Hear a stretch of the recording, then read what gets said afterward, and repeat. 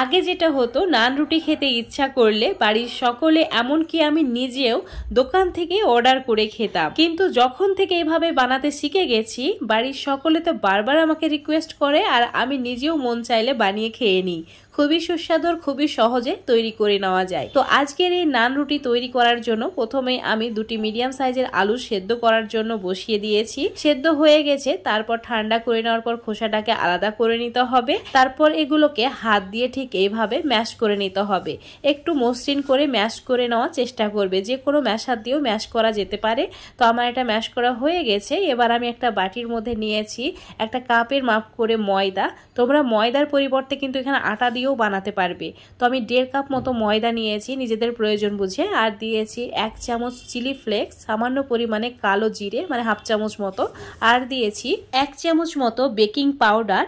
এবার অ্যাড করে দিতে হবে স্বাদ মতো নুন, আর তার সঙ্গে অ্যাড করে দিতে হবে বেশ কিছু পরিমাণে ধনেপাতা কুচি, আর দিয়েছি 3 চামচ সাদা তেল। তার সঙ্গে অ্যাড করেছি হাফ কাপের একটু বেশি দই। এখানে আমি টক দই নিয়েছি আর ফেটিয়ে তারপর অ্যাড করেছি। দইয়ের পরিমাণটা একটু বেশি রেখেছি, তোমরা চাইলে একটু কমিয়ে নিতে পারো।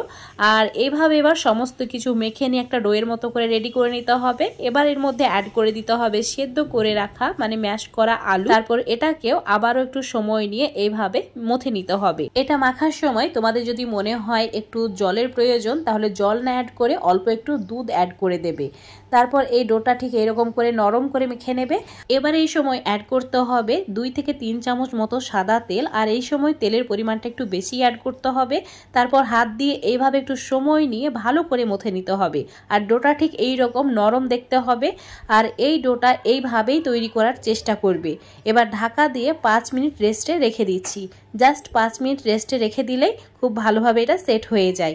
দেখো এটা একদম পারফেক্ট হয়েছে। তো এখন আমি একটা নির্দিষ্ট সাইজের মাপ করে লেচিগুলো কেটে নিচ্ছি। তো আমরা যেভাবে রুটির মতো লেচি কাটি ঠিক সেই রকম সাইজ করেই আমি লেচিগুলো ভাগ করে নিয়েছি। তো এবার আমি অল্প একটু আটা বা ময়দা এভাবে লাগিয়ে নিয়ে একটু মোটা করে বেলে নিচ্ছি। খুব বেশি পাতলা করব না, রুটির থেকে হালকা একটু মোটা রেখে এই রুটিগুলোকে বেলে নেব। মানে নর্মাল যে আমরা রুটি তৈরি করি ডেলি সেইগুলোর থেকে একটু মোটা রেখে আমি তৈরি করেছি। এবার এটাকে সেকে নেওয়ার জন্য চুলোর উপর একটা তাওয়া নিয়েছি। তাওয়াটা গরম হওয়ার পর রুটিটাকে দিয়ে দিলাম। এভাবে একটা সাইড হতে দেব মিডিয়াম ফ্লেমে। যখন একটু মানে বাবলস উপরে শুরু হবে তখন উল্টে দিতে হবে।